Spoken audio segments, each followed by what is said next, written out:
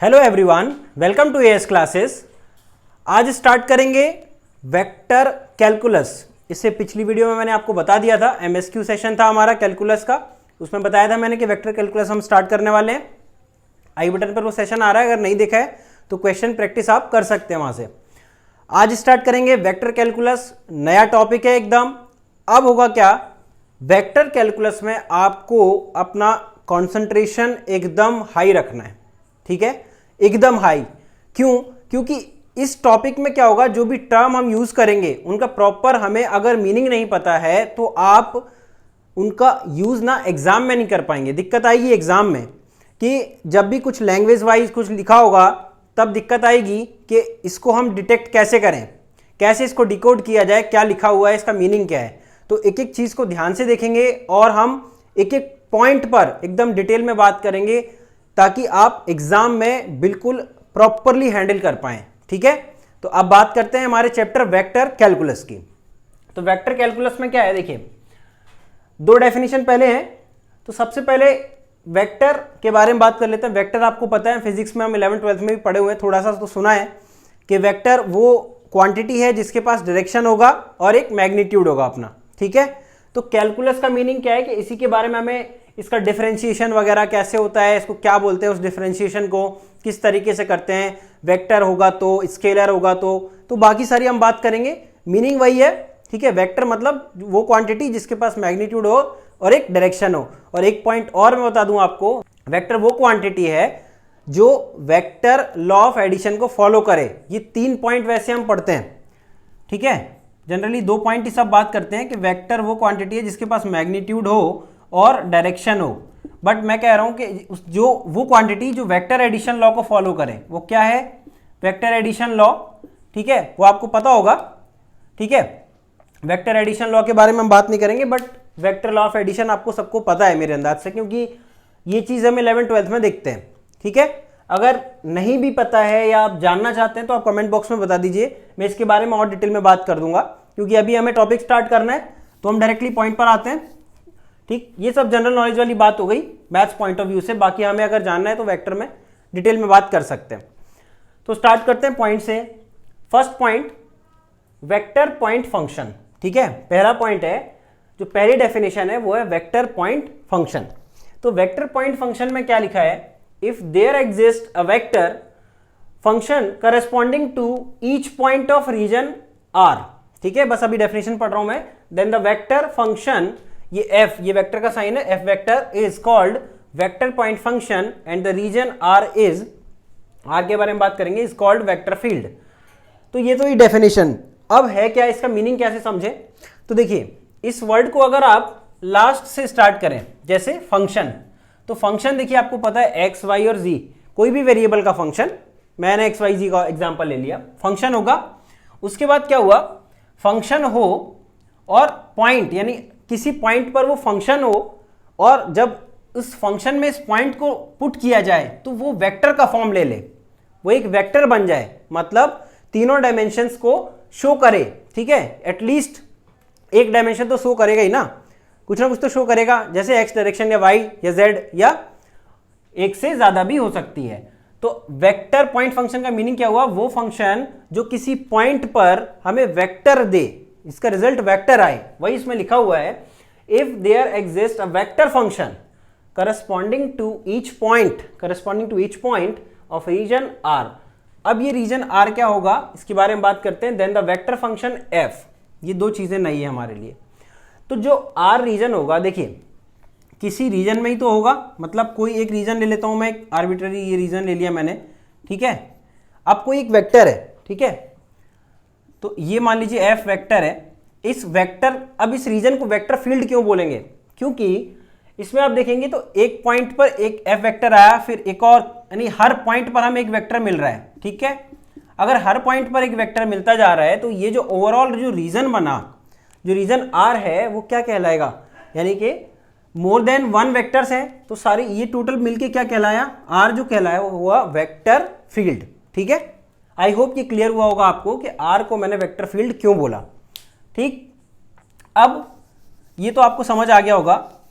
अब मैंने ये बोला कि कोई भी फंक्शन होगा तो फंक्शन हो सकता है, देखिए आपको ना इस तरीके से दिया हो सकता है, जैसे एक्स वाई जेड का फंक्शन हो गया, जैसे मैंने लिख दिया 2xy आई कैप, ये बात करूंगा मैं आई कैप जे कैप क्या है, तो ऐसे कुछ भी लिख दिया, मान लीजिए ये 2x जे कैप और यहाँ लिख दिया वाई स्क्वायर के कैप। तो ये तीनों डायमेंशंस हैं हमारे आई जे और के, ये एक्स डायरेक्शन के लिए, वाई और ये जेड, ठीक है, बात करेंगे अभी थोड़ी देर बाद। तो इसमें क्या होगा कि इसमें आप एक्स वाई जेड पुट कीजिए, सॉरी एक्स और वाई की कोई भी वैल्यू रखिए, एक्स और वाई का जो भी पॉइंट रखेंगे तो हमें रिजल्ट क्या मिलेगा, एक वेक्टर मिलेगा, ठीक है, एक वेक्टर मिलेगा। तो ऐसे बहुत सारे पॉइंट के लिए हमें एक वेक्टर फील्ड मिलेगा यहाँ से, इसको आप, ठीक है, एफ वेक्टर से डिनोट करते हैं, ठीक है, इस तरीके से। तो हम बात करेंगे अभी, ठीक है। तो यहाँ पर आप कैप ना लिखते हो, कैप जनरली उसके लिए लिखते हैं हम यूनिट वेक्टर के लिए, तो आप आई वेक्टर जे वेक्टर के वेक्टर लिख लीजिए, ठीक है। ये तो एग्जाम्पल था, बात करेंगे अभी इसके बारे में डिटेल में। अब सेकंड पॉइंट आता है स्केलर पॉइंट फंक्शन, ठीक। स्केलर पॉइंट फंक्शन नाम से क्लियर, जैसे वहां हमने फर्स्ट डेफिनेशन में पढ़ा, तो यहां पर क्या होगा, देखिए फंक्शन, वो फंक्शन जिसमें अगर पॉइंट रखा जाए एक्स वाई या जेड की कुछ भी वैल्यू रखी जाए तो वो रिजल्ट स्केलर आना चाहिए, वेक्टर नहीं आना चाहिए, स्केलर आना चाहिए। वही डेफिनेशन लिखा है, if there exist a scalar function, if there exist a scalar function corresponding to each point of region R, same region R, then the scalar function, ये देखिए स्केलर में लिखा हुआ है, यहाँ आप देखेंगे तो ये वेक्टर में लिखा हुआ था, ठीक है, स्केलर में लिखा हुआ है, कोई वेक्टर का साइन नहीं है यहाँ पर, is called scalar point function and the region R is called scalar field, ठीक है। हर पॉइंट पर क्या होगा, हमें एक अगर आप रखेंगे तो स्केलर वैल्यू आएगा, तो स्केलर फील्ड कहलाएगी वो रीजन जहां पर अगर कई सारे पॉइंट को हम पुट करें और हम पॉइंट्स फाइंड आउट करें कि क्या क्या आएगी वैल्यू।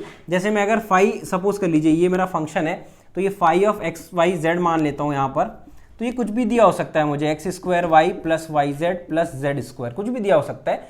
तो ये एक स्केलर फील्ड है, इसमें आप एक्स वाई जेड पुट करेंगे तो मुझे एक स्केलर वैल्यू मिलेगी, ठीक है। तो इसका डायरेक्शन नहीं पता है ना, क्योंकि ये स्केलर पॉइंट फंक्शन की बात चल रही है अभी। तो आई होप कि ये पॉइंट आपको क्लियर हुआ होगा, यहाँ से दोनों पॉइंट क्लियर हुए होंगे। अब इसके बाद मैं बात करूंगा पोजीशन वेक्टर, ठीक है। हम वेक्टर कैलकुलस में अभी उन्हीं पॉइंट्स की लगातार बात करते रहेंगे एक के बाद एक, जिसमें क्या होगा, जो हमें क्वेश्चन बनाने में मोस्ट इंपॉर्टेंट पॉइंट्स हैं, ठीक है। अब बात करते हैं इसके बाद हम किसकी, पोजीशन वेक्टर। पोजीशन वेक्टर बहुत इंपॉर्टेंट है, देखिएगा कैसे लिखते हैं पोजीशन वेक्टर। चलिए बात करते हैं पोजीशन वेक्टर की। पोजीशन वेक्टर क्या है, तो अगर आप देखेंगे ये मैंने 3 डायमेंशनल स्पेस बना रखा है, X axis, Y axis and Z axis. ये इस तरीके से लिए जाते हैं कि this axis X Y and Z should follow right hand thumb rule, ठीक है। राइट हैंड थंब रूल सबको पता होगा, मतलब क्या हुआ, अगर आप एक्स से वाई की तरफ जाते हैं, कर्ल, ये फिंगर को कर्ल करेंगे अगर आप, तो जो थंब का जो आपका डायरेक्शन होगा वो जेड एक्सिस की तरफ होना चाहिए। तो ये एक्स वाई और जेड क्या होंगे, राइट हैंड थंब रूल के अकॉर्डिंग ही लिखे जाते हैं यहाँ पर। और ये क्या है, तीनों परपेंडिकुलर होते हैं, या कहते हैं क्या, X Y Z are orthogonal to each other, ठीक है, ऑर्थोगोनल टू ईच अदर, यानी कि इनके बीच में क्या होता है, आपस में 90 डिग्री, यानी कि ये एंगल आपको दिख नहीं रहा होगा भले ही, पर ये 90 डिग्री होता है, ठीक है। अगर आप अज्यूम करें तो इस तरीके से कुछ होता है, अगर ये जेड एक्सिस है और ये वाई एक्सिस, तो ये आपका एक्स एक्सिस होगा, ठीक है, बोर्ड के आउटवर्ड। तो इतना अगर आपको क्लियर है कि ये आपका एक्स एक्सिस, ये वाई और ये जेड, तो एक्स से वाई की तरफ जाएंगे तो देखिए जेड की तरफ ये थंब का इंडिकेशन हमें दिख रहा है। तो अब मैंने क्या किया है, ये पॉइंट लिया है, एक पी पॉइंट है एक्स वाई जेड, ठीक है, और 0 0 0 हमारा ओरिजिन हो गया। अब यहाँ पर कर क्या रहे हैं कि x यहाँ से कुछ x डिस्टेंस पर और y डिस्टेंस और z डिस्टेंस मैंने ये पॉइंट लिख लिया है। तो ये पॉइंट ना आपको किस तरीके से होगा, अगर आप अज्यूम करें, देखिए कैसे, देखिए पिक्चराइज व्यू में ना, ये आपका x एक्सिस, ये y और ये z। तो अगर आप देखेंगे तो x पर थोड़ा y और देन z, तो यहाँ कहीं पॉइंट होगा, ठीक है, यहाँ कहीं पॉइंट होगा। तो तीनों जो वैल्यूज है वो नॉन जीरो वैल्यूज है। अगर आपको लग रहा है कि ये जेड वाई प्लेन में है तो ऐसा नहीं है, ठीक है। तो अब क्या है कि पोजीशन वेक्टर लिखते कैसे हैं, मैं लिख रहा हूं पोजीशन वेक्टर, ओरिजिन का नाम ओ दे दिया, वेक्टर ओपी मैं लिख रहा हूं। तो ओपी वेक्टर जब भी लिखेंगे तो final value minus initial value into the direction. अब final value x minus initial value 0, तो x और किस डायरेक्शन में, x के डायरेक्शन यानी कि आई कैप या आई वेक्टर, ठीक है। ये फिर दूसरी बात y के लिए ऐसे लिखेंगे तो क्या होगा, y और ये j इसके लिए डायरेक्शन होगी, फिर z एंड k, ये हो गया आपके पास, ठीक है। वेक्टर ओपी हो गया आपके पास x i plus Y J plus Z K, यही पोजीशन वेक्टर है हमारे पास, ठीक है। ओपी वेक्टर या इसको आप लिख सकते हैं R vector. R vector generally हम पोजीशन वेक्टर के लिए यूज करते हैं। ये R vector is X I Y J and Z K, ठीक है। तो ये हुआ पोजीशन वेक्टर। अब ये तो है पोजीशन वेक्टर, इसके बारे में अगर हम और आगे बात करें तो अगर मैं इसको डिफरेंशिएट कर दूं, ठीक है, सपोज कीजिए मैं इसको डिफरेंशिएट कर देता हूं, ठीक है, और डिफरेंशिएट किया तो किसी एक वेरिएबल के रिस्पेक्ट में, तो अगर मैं इसको t के रिस्पेक्ट में डिफरेंशिएट करूं तो dr बाई डी टी क्या होगा, ठीक है, dr बाई डी टी, ये t वेरिएबल क्या होगा, जब आप स्केलर फंक्शन का जो इक्वेशन देखेंगे, या मैं ऐसे समझाऊं अगर आपको, तो अगर फाई जो है वो x y और z का फंक्शन है, तो जो x y और z होंगे ना वो t के फंक्शन है यहाँ पर, ठीक है। मैं ऐसा अज्यूम कर रहा हूँ यहाँ पर, तो इस तरीके से फाई लिखा जाएगा आपका, वो क्वेश्चन में आपको पता चलेगा अभी। तो कैसे लिख रहा हूँ, dr बाई डी टी अगर मैं कर रहा हूँ तो क्या आएगा, dx by d t i cap या i vector, sorry, dy by d t i j vector हो गया, plus dz by d t k vector हो गया, ठीक है। इतना आपको समझ आया। अब जब भी पता है आपको कि ये डिफरेंशिएटेड फॉर्म है, तो डिफरेंशिएशन यानी dy बाई डी एक्स का मतलब क्या होता था, dy बाई डी एक्स का मतलब क्या होता था, टेंजेंट, ठीक है। dy बाई डी एक्स का मतलब होता था टेंजेंट, तो इसको क्या बोलते हैं हम, टेंजेंट वेक्टर, या dr बाई डी टी को हम क्या बोलेंगे, टेंजेंट वेक्टर। तो मैं लिख देता हूं यहां पर, इसको बोलेंगे हम टेंजेंट वेक्टर। तो ये हुआ आपके पास टेंजेंट वेक्टर, ये इंपॉर्टेंट है, अभी पता चलेगा थोड़ी देर बाद आपको, जब आप ग्रेडियंट के बारे में देखेंगे तो ये इंपॉर्टेंट है टेंजेंट वेक्टर। अब मैं बोल रहा हूं यूनिट टेंजेंट वेक्टर चाहिए, अगर मुझे यूनिट टेंजेंट वेक्टर, तो किसी वेक्टर का अगर हमें यूनिट वेक्टर लिखना है, तो यूनिट वेक्टर अगर ए कैप लिख रहा हूं तो vector A divided by it's modulus, ये सबको पता है, ठीक है। नहीं पता है तो यहां से देख लेंगे आप कि ए कैप एक यूनिट वेक्टर है, तो कैसे लिखा जाएगा, vector divided by it's modulus, ठीक है। तो अगर मैं इसी तरीके से यूनिट टेंजेंट वेक्टर लिख रहा हूं तो कैसे लिखूंगा, यूनिट टेंजेंट वेक्टर अगर मैं लिख रहा हूं तो dr by d t cap, ऐसे समझ लीजिए। तो ये हुआ vector divided by its modulus, तो ये आपको पता है dx by d t i vector, ठीक है, i plus dy by d t j vector plus dz by d t k vector divided by इस मॉड्यूलस। मॉड्यूलस मतलब क्या होता था कि अगर x i plus Y j और जेड के लिखा है, ठीक है, x I Y J Z k लिखा है, तो इसका मॉड्यूलस अगर मैं ले रहा हूँ, सपोज कीजिए ये कोई जेड वेक्टर दिया है मेरे पास, तो मॉड ऑफ जेड लिखना है या मॉड्यूलस ऑफ जेड लिखना है, तो वो होता है under root of X square plus Y square plus Z square, ये मॉड्यूलस का तरीका है, ठीक है, नॉर्मल सी बात है। तो यहाँ पर मैं इसी तरीके से लिख दूंगा under root of d x by d t का square plus d y by d t का square plus d z by d t का स्क्वायर। ये क्या हुआ आपके पास, ये हुआ unit tangent vector, unit tangent vector, ठीक है। ये मैं क्यों बता रहा हूँ आपको, क्योंकि अभी आपको ज़रूरत पड़ेगी यूनिट टेंजेंट वेक्टर, तो आपको पता है यूनिट नॉर्मल निकालना पड़ेगा, यूनिट नॉर्मल वेक्टर जो पूछा जाता है एग्जाम में, और उसका रिलेशन ग्रेडियंट से होता है। मैं बताऊंगा अभी ग्रेडियंट टर्म क्या है, तो इसीलिए मैं आपको बता रहा हूं यूनिट टेंजेंट वेक्टर, ताकि मैं यूनिट नॉर्मल वेक्टर को आसानी से रिलेट कर पाऊं उससे, ठीक है। नॉर्मल और टेंजेंट आपको पता है एक दूसरे के क्या होते हैं, परपेंडिकुलर होते हैं, तो बात करेंगे हम आगे। तो अभी आप इतना ध्यान रख सकते हैं, यूनिट टेंजेंट वेक्टर यहां हमने कैलकुलेट किया। इसके बाद अगला टॉपिक अब आएगा ग्रेडियंट का, तो बात करेंगे उसकी कि वो क्या है। चलिए बात करते हैं नेक्स्ट पॉइंट की। नेक्स्ट पॉइंट है वेक्टर डिफरेंशियल ऑपरेटर। ग्रेडियंट से पहले ये पॉइंट है हमारे पास वेक्टर डिफरेंशियल ऑपरेटर। इसको क्या पढ़ते हैं, या तो आप डेल पढ़ सकते हैं इसको, डेल या नेबला, ठीक है। तो ये डेल ऑपरेटर भी बोलते हैं इसको, या वेक्टर डिफरेंशियल ऑपरेटर। तो ये होता क्या है वो देखते हैं। तो del equals to do by dough x into I vector plus do by dough Y into J vector plus do by dough Z into K vector. मतलब क्या हुआ कि ये जो डेल ऑपरेटर है ये हमारे पास क्या चीज है, पार्शियल डिफरेंशिएशन है हमारे पास तीनों डायरेक्शन में, एक्स वाई और जेड। लेकिन पार्शियल डिफरेंशिएशन किसका, अब डिसाइड करते हैं कि अगर देखिए आपके पास कोई फाई स्केलर फील्ड दिया हुआ है, ठीक है, फाई फंक्शन होगा एक्स वाई और जेड। तो एक्स ऑफ टी यानी एक्स टी का फंक्शन है, Y of T and Z of T, ठीक है, और this equals to some constant. ये आपको गिवन होगा क्वेश्चन में। अब हुआ क्या कि जो फाई है, अगर आप ये कैलकुलेट करें डेल फाई, ठीक है, डेल फाई अगर आप कैलकुलेट करें तो इसका क्या मतलब हुआ कि आई वेक्टर डो by dough x of phi, ठीक है, पुरानी लिख रहा हूं, फाई लिख रहा हूं, प्लस जे वेक्टर डो by dough y of phi plus k vector डो by dough z of phi, ठीक है।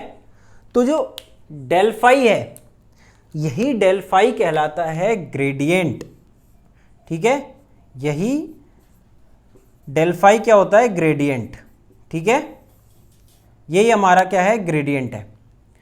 अब ग्रेडियंट है, ठीक है, बट एक बात मैंने और बोली थी, जब आपको ग्रेडियंट कैलकुलेट करना होगा तो आप क्या करेंगे, ये ऑपरेशन हमें करना है, और इसके लिए हमारे पास क्या दिया होगा, फाई हमें गिवन होगा। तो आपको ये डिफरेंशिएशंस बस करने हैं और उसके बाद रिजल्ट आ जाएगा डेल फाई का। तो डेल फाई याद रखें, डेल फाई जो होगा यानी कि gradient is always in the form of vector, gradient हमेशा एक वेक्टर के फॉर्म में होगा, ठीक, इसलिए बोलते हैं ग्रेडियंट ऑफ क्या गया, gradient of a scalar point function, gradient of a scalar point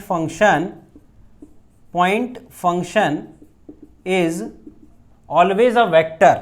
ये स्टेटमेंट में आ सकता है, इज ऑलवेज अ वेक्टर, ठीक है।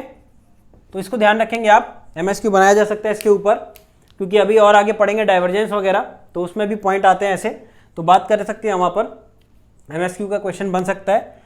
तो gradient of a scalar point function is always a vector.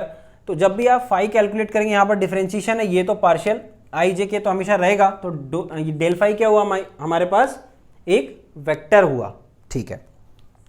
अब एक बात और मैंने बोली कि जो डेल फाई है या जो ग्रेडियंट है, ठीक है, ग्रेडियंट है, और हमारे पास जो differentiated form of position vector था, अगर आपको याद हो तो क्या था वो, d r by d t equals to d x by d t i vector plus d y by d t j vector and d z by d t k vector, ठीक है।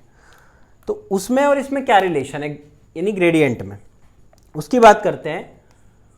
तो अगर मैं एक कर्व ले रहा हूं, मान लीजिए ये कोई कर्व है, ठीक है, इसकी इक्वेशन यही फाई ऑफ दिस, ये जो पूरा इक्वेशन है x of t y of T and Z of t, इस टाइप से, ठीक है, ये हो गया आपके पास minus c equals to zero. तो ये फाई है, मतलब ये मतलब हुआ। तो अगर किसी पॉइंट पर मैंने बोला टेंजेंट क्या था हमारे पास, ये टेंजेंट था हमारे पास d r by d t, तो मैं यहाँ कह रहा हूँ कि जो नॉर्मल आएगा ना इसके डायरेक्शन में टेंजेंट के परपेंडिकुलर, वही नॉर्मल जब आप निकालेंगे वो नॉर्मल ही ग्रेडियंट कहलाता है, ठीक है। अगर मैं एन वेक्टर को नॉर्मल बोलूँ तो यही वेक्टर ग्रेडियंट कहलाता है, ठीक है। ये तो हुई स्टेटमेंट की बात, बट अब हम देखते हैं कि होता कैसे। अब अगर मैं यहां पर लिखता हूं फाई मुझे पता है, तो d phi by d t यहां से मैं लिख रहा हूं, देखिए ध्यान से, d phi by d t क्या आएगा, अगर आप d phi by d t देखेंगे तो वो किसके इक्वल आया, कांस्टेंट का डिफरेंशिएशन क्या हुआ, जीरो।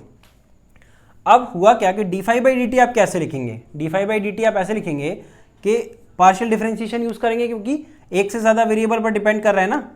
फाई जो है वो एक्स वाई और जेड पर डिपेंड करता है, और एक्स वाई और जेड का किस पर डिपेंड करते हैं, वो टी पर डिपेंड करते हैं। तो यहाँ पर तो आपको पार्शियल डिफरेंशिएशन यूज करना होगा। अगर ये जो पिक्चराइजेशन है, ये ऐसा आप पिक्चर व्यू जो देख रहे हैं, इसके बारे में मैंने डिटेल में बात की है पार्शियल डिफरेंशिएशन की वीडियो में, ठीक, आई बटन पर आ रहा है, आप देख लीजिए डायरेक्ट जाकर कि किस तरीके से इस पिक्चर को फॉर्म किया जाता है। तो अब इसी के हिसाब से मैं इसको लिख रहा हूं, इसको ध्यान से देखिएगा। d5/dt को अगर मैं यहां से लिखना चाहूं तो क्या आएगा, फाई से टी तक जाना है तो 3 रास्ते पॉसिबल हैं, x के थ्रू, y के थ्रू एंड z के थ्रू। तो लिख रहा हूं मैं एक एक करके, देखिएगा। dो phi by dough x into dx/dt। Clear, यहां से और यहां तक, क्योंकि ये तो एक ही वेरिएबल है तो फुल डेरिवेटिव हमें लिखना है यहां पर।